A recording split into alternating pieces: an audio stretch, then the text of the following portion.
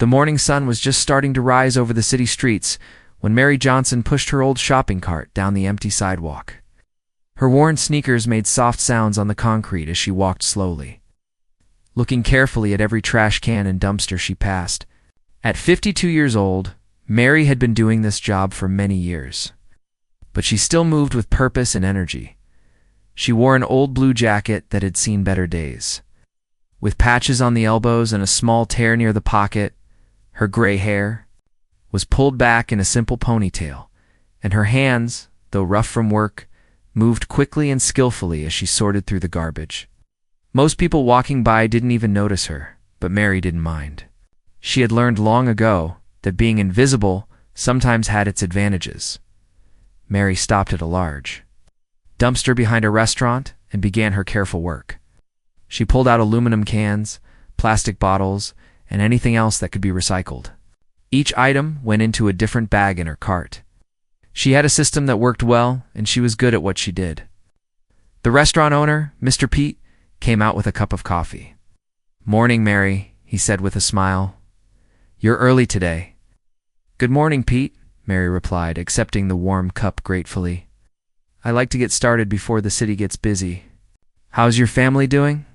"Everyone's good, thanks for asking. My daughter got into college. Remember I told you she was applying?" Mary's face lit up with genuine happiness. "That's wonderful news. You must be so proud. Which college did she choose?" Talked for a few more minutes before Mary continued on her route. This was how her mornings went. Friendly conversations with shop owners, brief hellos with early morning joggers, and the quiet satisfaction of keeping the streets clean. She knew every corner of her neighborhood, every person who worked the early shift, every stray cat that needed feeding. As Mary worked, she thought about her 3 sons. Jack was 28 and worked as a marketing manager at a big company downtown. Tony, 26, had a good job in finance at a bank. Sam, the youngest at 24, was a software developer at a tech company. All 3 of them were doing well in their careers. Mary was proud of their success. But lately, things had been different at home. Her sons seemed uncomfortable when she came back from work. They would change the subject when their friends asked about her job. Jack had even suggested that maybe she should find something better to do with her time. Mary understood that they were embarrassed, but it still hurt her feelings. She finished her route around 9 in the morning and headed home to the small house where she had raised her 3 boys. The house wasn't fancy, but it was clean and comfortable. Mary had worked hard to keep it nice for her family. She parked her cart in the garage and washed her hands before going inside. The house was unusually quiet. Normally, at least one of her sons would be getting ready for work or having breakfast. Mary walked into the living room and found all 3 of them sitting there waiting for her. They looked serious, and Mary felt her stomach tighten with worry. "We need to talk," Jack said. He was the oldest and usually spoke for his brothers. His voice was formal, like he was talking to a stranger instead of his mother. "Of course, honey," Mary said, sitting down in her favorite chair. "Is everything okay? You all look so serious." Tony shifted uncomfortably in his seat. "Isn't easy to say, but we've been talking, and we think it's time for some changes." Mary looked at each of her sons. Sam, her youngest, wouldn't meet her eyes. Jack sat up straight, like he was giving a business presentation. Tony kept looking at his hands. "What kind of changes?" Mary asked quietly. Jack cleared his throat. "Mom, you're 52 years old. You shouldn't be digging through trash cans like some homeless person. It's embarrassing." The words hit Mary like a slap. She had expected this conversation eventually, but hearing it still hurt more than she had imagined. "I have a job, Jack. I work hard, and I'm good at what I do. There's nothing shameful about honest work." "But it's not a real job, Mom," Tony said, finally looking at her. 5. "My coworkers see you sometimes when they drive to work. They ask me questions." "That's awkward." "And my friends have started making comments," Jack added. "They want to know why my mother picks through garbage when I have a good job. It makes me look bad." Mary felt tears starting to form in her eyes, but she blinked them back. "I see. What exactly do you want me to do?" "We want you to stop," Sam said quietly. It was the first time he had spoken, and his voice was barely above a whisper. Just stop working? Mary asked. And do what instead? I don't know, Jack said, his voice getting louder. Volunteer somewhere respectable. Take up gardening. Join a senior center. Anything but this embarrassing trash picking. Mary stood up. Slowly, she looked at each of her sons, trying to see the little boys she had raised, the children she had worked so hard to provide for. But all she saw now were 3 men who were ashamed of her. I raised you boys to be better than this, she said softly. I taught you that all honest work has dignity. I taught you to treat people with respect, no matter what job they do. Oh, please don't make this harder than it has to be, Tony said. We're not trying to hurt your feelings. We just want what's best for everyone. It's best for everyone. Mary repeated. Or what's best for your image? Jack stood up, his patience clearly running out. Look, Mom, we've made a decision. Can't live like this anymore. We can't have our friends and co-workers thinking we can't take care of our own mother. It reflects badly on all of us. Mary felt her heart breaking. These were the boys she had sacrificed everything for, boys she had worked multiple jobs to put through college, the boys she had loved unconditionally, no matter what mistakes they made or problems they faced. So what are you saying exactly? Mary asked, though she was afraid she already knew the answer. We're saying it's time for you to find your own place, Jack said firmly. We've talked about it, and we all agree. We'll help you get settled somewhere. But you can't live here anymore, not if you're going to continue this embarrassing job. The room fell silent. Mary looked at her 3 sons, waiting for one of them to say they didn't mean it, that they were just upset and speaking without thinking, but no one spoke. Sam still wouldn't look at her. Tony stared at the floor. Jack crossed his arms and waited for her response. Mary nodded slowly. I understand, she said. You've made your feelings very clear. She turned and walked toward the stairs, her back straight and her head held high. Behind her, she heard Tony say, Mom, we're not trying to be mean. I heard what you said, Mary replied without turning around. All of you.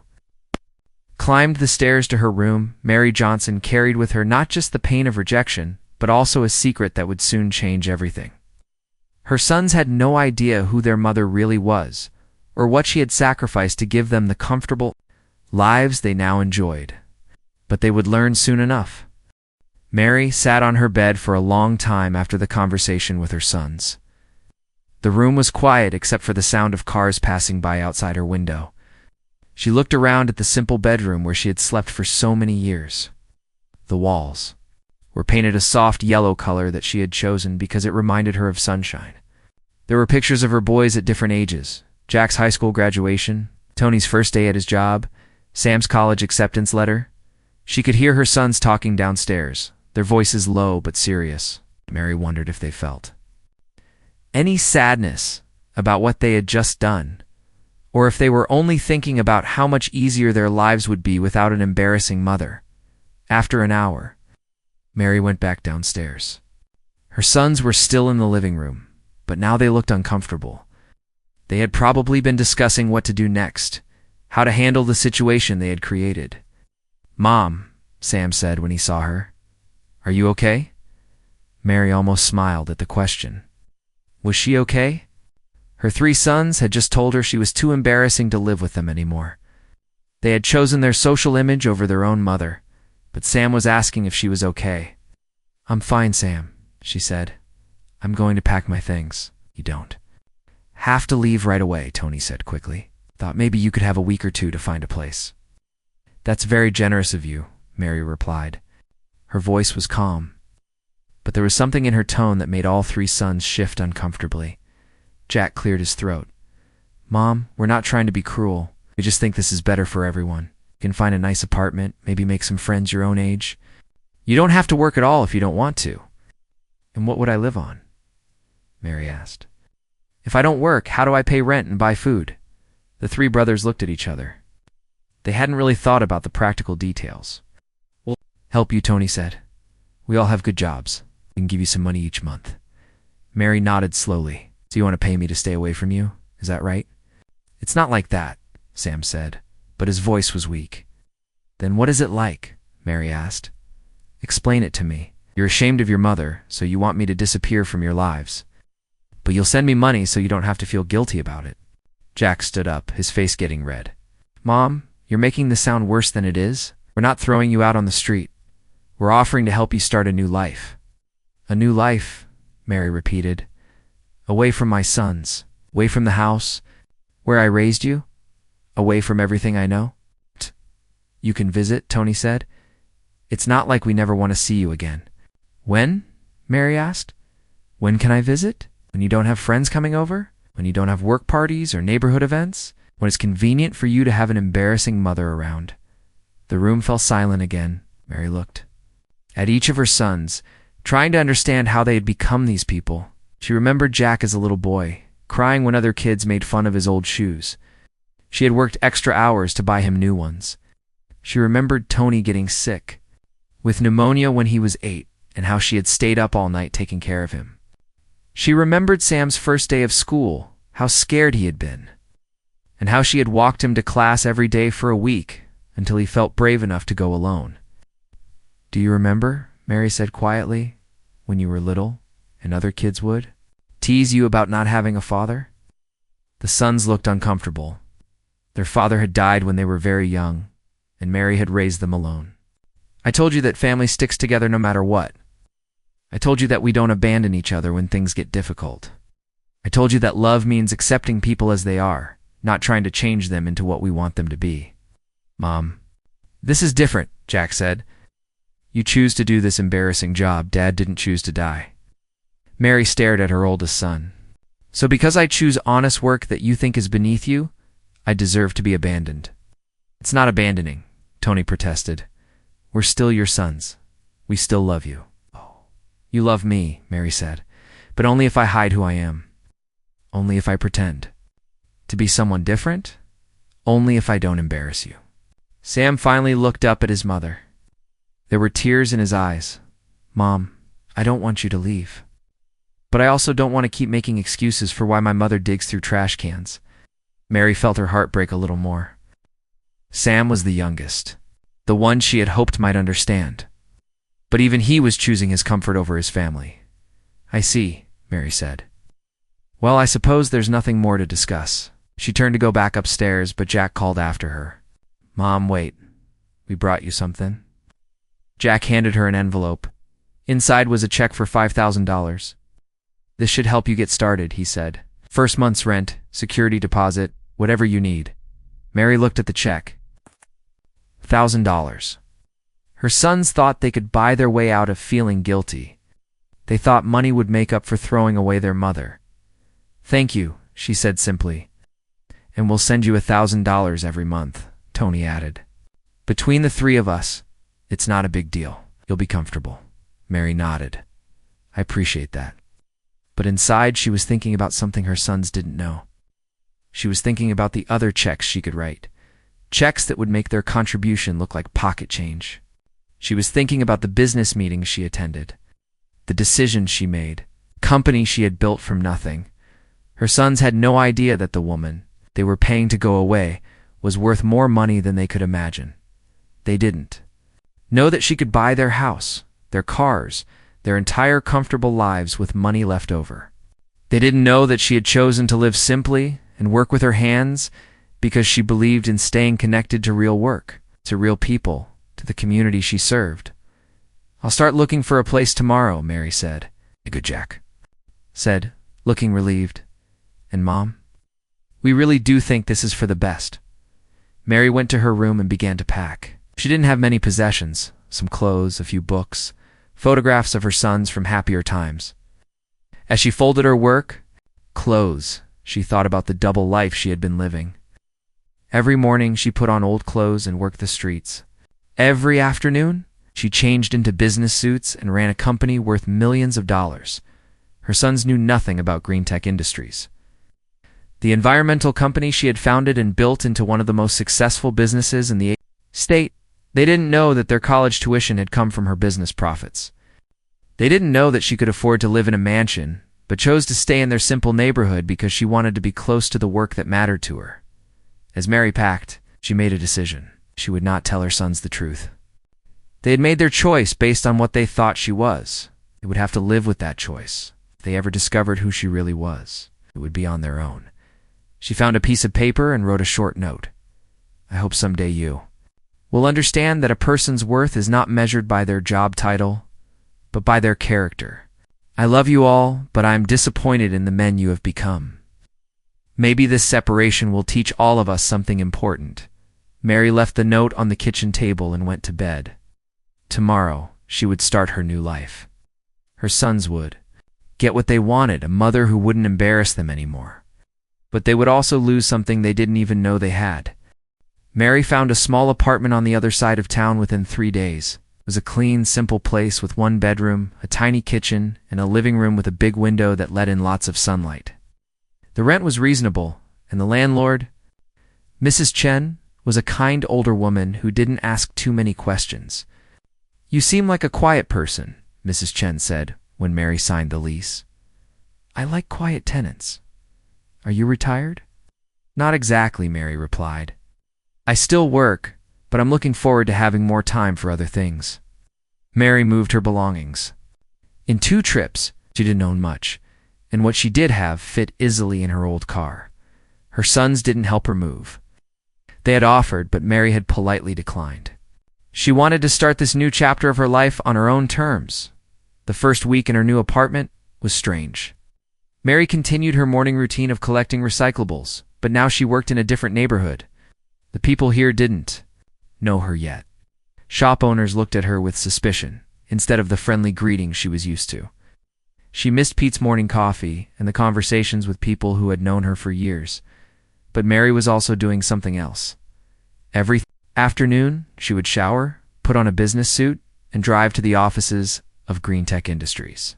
She was the founder and CEO of the company, though very few people knew that the woman who showed up for board meetings was the same person, who picked through trash cans every morning. Mary had started the company 15 years ago, after her husband died. She had been working 2 jobs then, trying to support her 3 young sons. She noticed how much waste was being thrown away in her neighborhood, and she had an idea.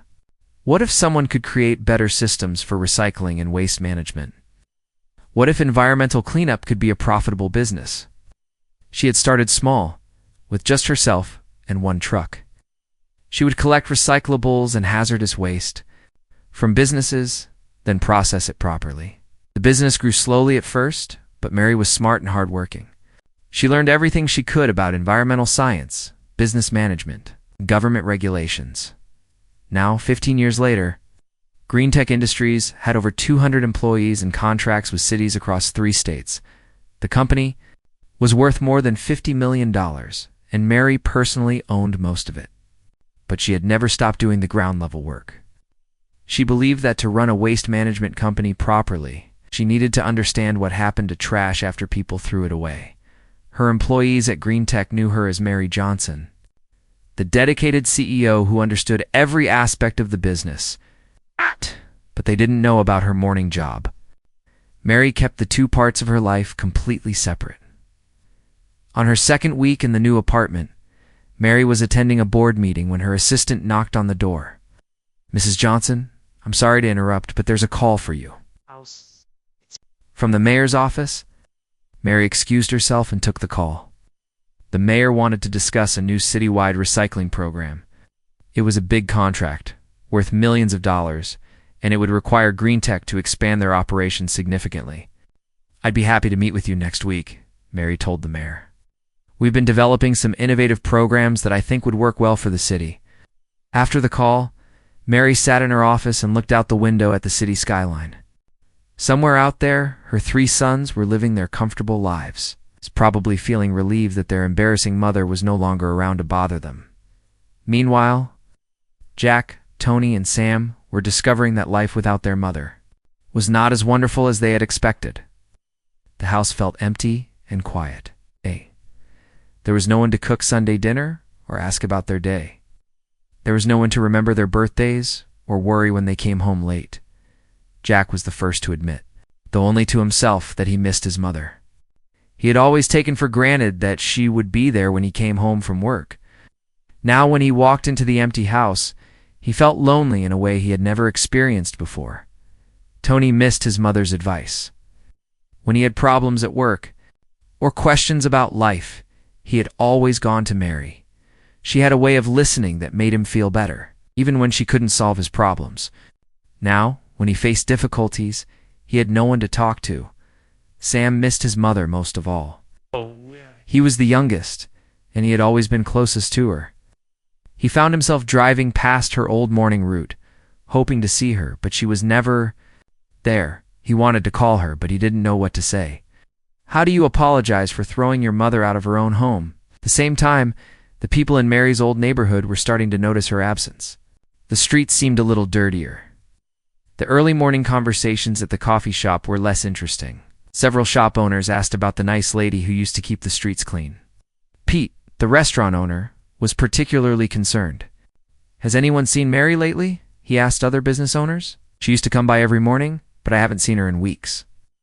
Maybe she got sick, suggested the owner of the grocery store. She was always so healthy and energetic. Hope nothing bad happened to her. The local postal worker, Dave, also noticed Mary's absence.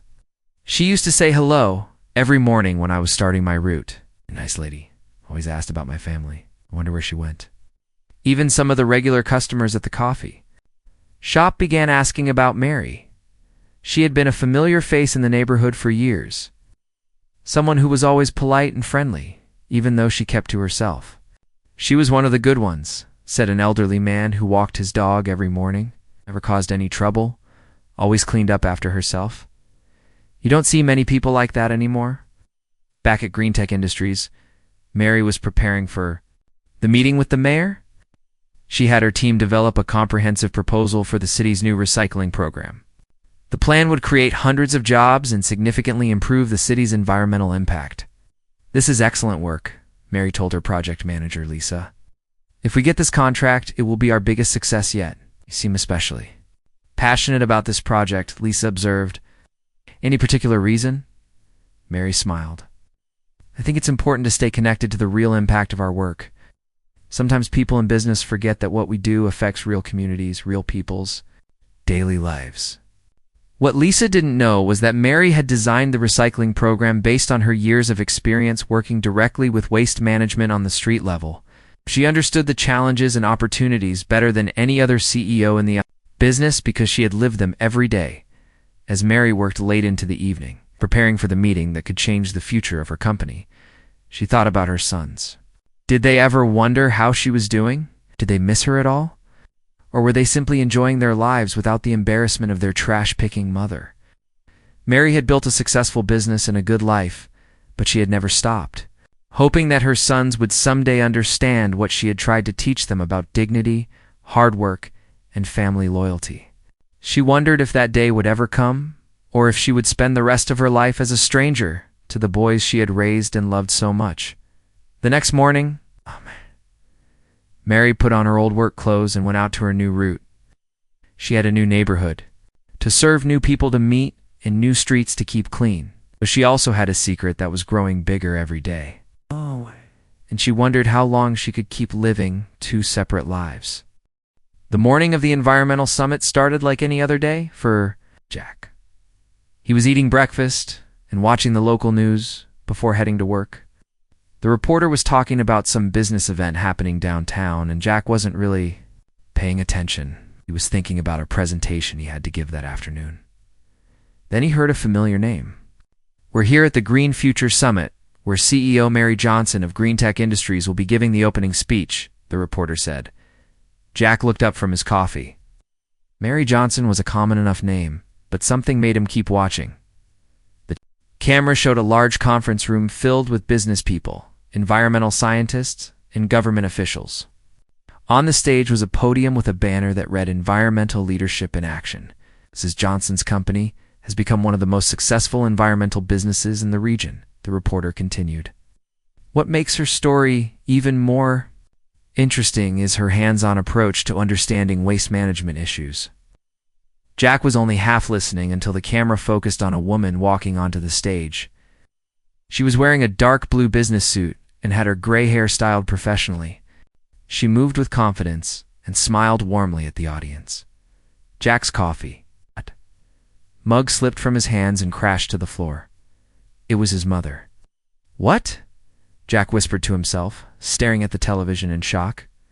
On the screen, Mary stepped up to the microphone and began to speak. "Good morning, everyone. Thank you for joining us today to discuss the future of environmental responsibility in our communities." Her voice was the same voice that had read bedtime stories to Jack when he was little, but she sounded different somehow, more formal, more authoritative. She spoke like someone who was used to being in charge, used to making important decisions. "Founded Green Tech Industries 15 years ago with a simple belief," Mary continued. "Real environmental change happens when we understand waste management from the ground up. That's why I've spent years working directly in communities, seeing firsthand how waste affects people's daily lives." Jack grabbed his phone and called Tony immediately. "Tony, turn on Channel 7 right now," Jack said, his voice shaking. "Why?" "Getting ready for work. Just turn it on. Trust me." Jack heard the sound of a television turning on in the background, then silence. "Oh my God," Tony whispered. "Is that Mom?" "Think so," Jack said. "But I don't understand. What is she doing?" "They're on the television." Mary was explaining her company's latest innovations in recycling technology. She spoke with expertise about environmental science, business strategies, and community impact. This was not the same woman her sons thought they knew. Tony called Sam, and within minutes all three brothers were watching the news report in their separate homes, trying to understand what they were seeing. The reporter interviewed Mary after her speech. "Mrs. Johnson, your company is now worth over $50 million. What drives your passion for this work?" "I believe that every person deserves to live in a clean, healthy environment," Mary replied. "And I believe that the people who run environmental companies should understand the real-world impact of waste on communities. That's why I've never stopped doing field research." "Field research?" the reporter asked. Mary smiled. "I spend time in different neighborhoods, observing waste patterns, talking to residents, understanding the challenges they face. You can't solve environmental problems from an office. You have to get your hands dirty." Jack stared at the screen, trying to process what he was hearing. Field research. His mother's embarrassing trash picking was actually research for her multi-million-dollar company. The news report continued with more information about Green Tech Industries. The reporter mentioned that Mary had built the company from nothing, that she employed over 200 people, and that she had contracts with dozens of cities and businesses. Mrs. Johnson is known in the business world for her innovative approaches and her commitment to staying connected to the communities her company serves, the reporter said. She's been named Environmental Businesswoman of the Year 3 times and has been invited to speak at conferences around the world. After the news report ended, Jack sat in his kitchen staring at the broken coffee mug on the floor. His mind was racing with questions and realizations. His mother, the woman he had thrown out of her own home because her job was embarrassing, was actually one of the most successful business owners in the state. Jack's phone rang. It was Tony. "Did you know?" Tony asked immediately.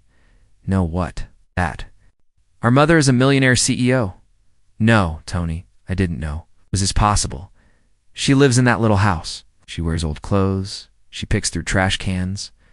"Apparently, that wasn't what we thought it was," Jack said, feeling sick to his stomach. Sam called a few minutes later. The 3 brothers had a conference call that lasted over an hour. They tried to piece together what they had learned and what it meant. "Remember when we were kids and Mom always had money for school supplies and clothes and everything we needed?" Sam said. "I always wondered how she could afford it on the jobs we thought she had. Remember when she paid for all of our college tuition?" "Ow," Tony added. "She said she had been saving, but now I'm wondering if it came from her business." Jack was quiet for a long time. Finally, he said, "We threw out our mother because we were embarrassed by her job. But her job is running a $50 million company. It's worse than that," Tony said. "We threw her out because we thought she was poor and desperate. But she's probably richer than all of us combined." "She could have told us," Sam said. "Why didn't she tell us who she really was? Would it have mattered?" Jack asked. "We didn't reject her because she was poor. We rejected her because we thought her work was beneath us. We were ashamed of what we thought she did." The brothers spent the rest of the day researching their mother online. They found articles about Green Tech Industries, interviews with Mary, and pictures of her at business events. In every photo, she looked confident and successful. She was clearly respected in her field and had achieved something remarkable. They also found an article from 5 years ago about successful single mothers in business. Mary had been featured, and the article mentioned that she had raised 3 sons while building her company. It talked about her dedication to her family and her belief in the importance of honest work. "Listen to this," Tony said, reading from the article over the phone. She says, "I want my sons to understand that success isn't about what other people think of your job. It's about working hard, helping your community, and staying true to your values." Jack felt like he was going to be sick. She was trying to teach us something, and we completely missed it. "We didn't just miss it," Sam said. "We rejected it. We rejected her."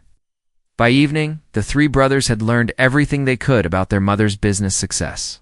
They discovered that she had been featured in business magazines, won awards for environmental innovation, was considered one of the most successful entrepreneurs in the state. They also learned that she had never stopped living modestly. Despite her wealth, she drove an old car, lived in a simple house, and wore inexpensive clothes. She had chosen to use her money to help others rather than to show off her success. She could have lived in a mansion, Tony said. She could have had fancy cars and expensive clothes. But she chose to live simply and work with her hands. "And we were embarrassed by her," Jack said. "We thought she was bringing shame to our family, but she was actually one of the most successful people we know." The brothers realized that their mother had been living a double life, not to deceive them, but to teach them important lessons. About values and character, she had wanted them to respect her for who she was as a person, not for how much money she had. "What do we do now?" Sam asked. "I don't know," Jack admitted. "How do you apologize for something like this? How do you tell your mother that you're sorry for judging her based on appearances? And how do we face the fact that she's been supporting herself just fine without our monthly payments?" Tony added. "We thought we were helping her, but she probably makes more in a day than we send her in a month." The 3 brothers went to bed that night knowing that their lives had changed forever. They had discovered that their mother was not the person they thought she was, but more importantly, they had discovered that they were not the sons they thought they were. Tomorrow, they would have to decide what to do with this knowledge and whether it was possible to repair the damage they had done to their relationship with the most important person in their lives. For 3 days after discovering the truth about their mother, Jack, Tony, and Sam could barely function. They went to work, but they couldn't concentrate. They tried to eat, but food tasted like nothing. They tried to sleep, but their minds kept racing with guilt and regret. Jack was the first to try calling Mary. He dialed her number with shaking hands. But when he heard her voicemail message, he hung up without leaving a message. What could he possibly say? "Hi, Mom. Sorry we threw you out because we thought you were poor and embarrassing. But now that we know you're rich and successful, we want you back." Tony tried texting her. He wrote and deleted dozens of messages. "Mom, we made a mistake." Delete. "Mom, we're sorry." Delete. "Mom, we saw you on TV." Delete.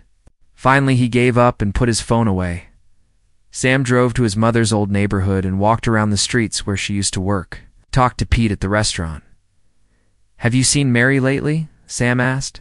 "It's not for weeks," Pete said sadly. "I really miss her. She was such a kind person. Always had time to talk. Always asked about my family. I don't meet many people like that." "She's my mother," Sam said quietly. Pete's face lit up. "Your mother? What a wonderful woman. You must be so proud of her. She worked so hard every morning, keeping our streets clean. And she was always so positive and friendly. Where is she now?" Sam felt tears in his eyes. "We had a disagreement. She moved away." "Oh, that's too bad," Pete said. "I hope you can work things out. A mother like that is a treasure." Sam left the restaurant feeling worse than ever. The people in the neighborhood remembered his mother with love and respect. They appreciated her work and her kindness. But her own sons had been too proud and selfish to see what everyone else could see. The 3 brothers met at their house that evening. They sat in the living room where they had confronted their mother just a few weeks earlier. The house still felt empty and cold without her. "We have to do something," Jack said. "We can't just pretend this didn't happen." "But what can we do?" Tony asked. How do we fix something this bad? Maybe we start by trying to understand what Mom was actually doing, Sam suggested.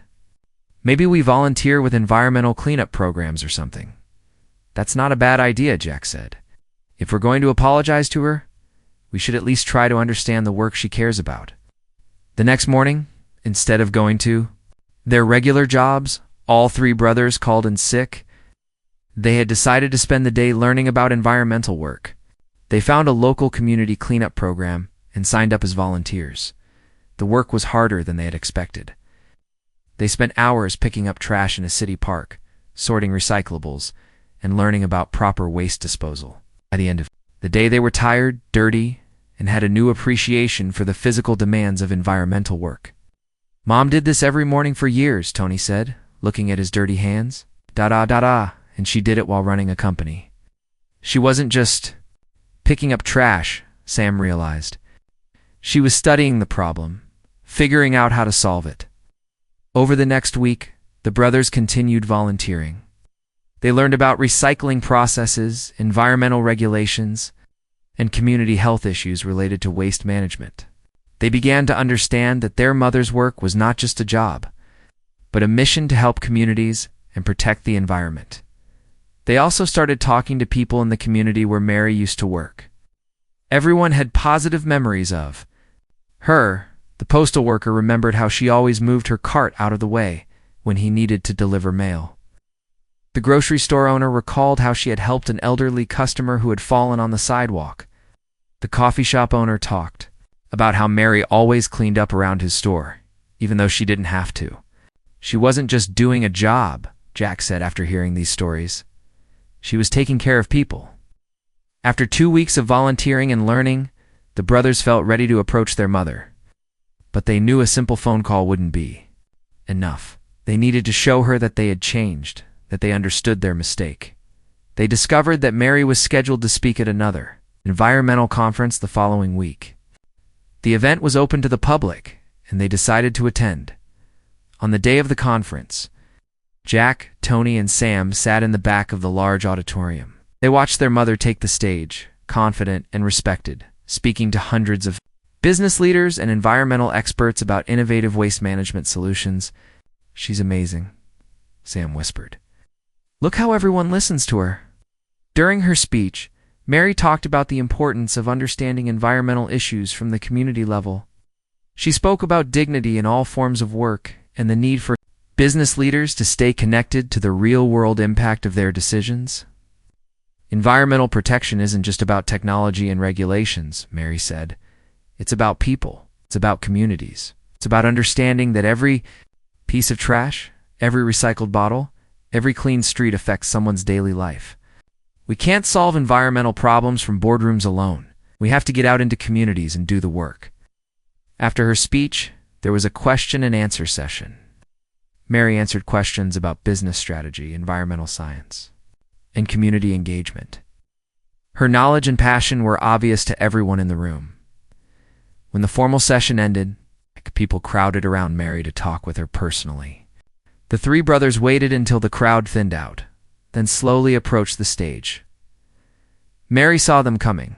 Her face showed surprise, then something that might have been hope, then caution. "Hello, boys," she said quietly.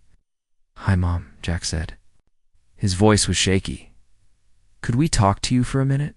Mary looked at her three sons. Looked different somehow. Humbler, more serious. "All right," she said. "Let's find somewhere quiet." They went to a small conference room near the auditorium. Mary sat across from her sons, waiting to hear what they had to say. Jack spoke first. "Mom, we owe you an apology. A big one." "We saw you on TV," Tony added. "We learned about your company, about who you really are, and we've been volunteering," Sam said, "trying to understand the work you do." Mary listened without interrupting. "We were wrong," Jack continued. "We judged you based on what we thought your job was, instead of seeing who you are as a person. We were embarrassed by something we didn't even understand. We threw away our mother because we cared more about what other people thought than about our own family," Tony said. "That's not the way you raised us." Sam leaned forward. "Mom, we know that saying sorry isn't enough. We know we hurt you badly. But we want you to know that we've learned something important. We've learned that you were trying to teach us about dignity and values, and we were too stubborn and proud to listen." Mary's eyes filled with tears, but she still didn't speak. "We don't expect you to forgive us right away," Jack said. "We know we have to earn that. But we want you to know that we're proud to be your sons. We're proud of your work, both the company and the community service. We're proud of the person you is." And we miss you," Sam added. "The house is empty without you. Our lives are empty without you." Mary was quiet for a long moment. Then she said, "Do you really understand what you did wrong? It's not just that you misjudged my job. It's that you abandoned your family when things got uncomfortable. It's that you chose your image over your mother." "We know," Tony said. "And we want to do better. We want to be the sons you deserve." Mary stood up and walked to the window. Outside, she could see the city where she had raised her boys, where she had built her business, where she had tried to make a difference in people's lives I never wanted. "You two know about the company because I wanted you to love me for who I am, not for what I own," she said. "I wanted you to respect honest work, regardless of how much money it makes." "We understand that now," Jack said. Mary turned back to her. Sons. They looked genuinely sorry, genuinely changed. But she had been hurt deeply, and forgiveness would take time. "I'm willing to try again," she said finally. "But things will be different. Can't just go back to the way things were before. Have to show me that you've really learned from this." "You will," Sam promised.